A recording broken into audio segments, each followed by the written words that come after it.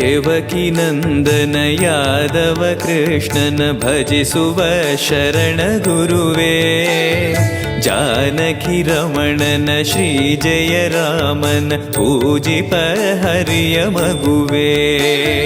ದೇವಕಿ ನಂದನ ಯಾದವ ಕೃಷ್ಣನ ಭಜಿಸುವ ಶರಣ ಗುರುವೇ, ಜಾನಕಿ ರಮಣನ ಶ್ರೀ ಜಯ ರಾಮನ ಪೂಜಿಪ ಹರಿಯ ಮಗುವೇ.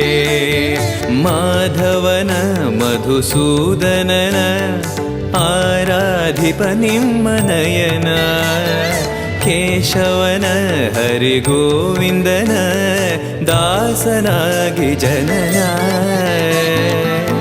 पूज्याय राघवेन्द्राय सत्यधर्मरताय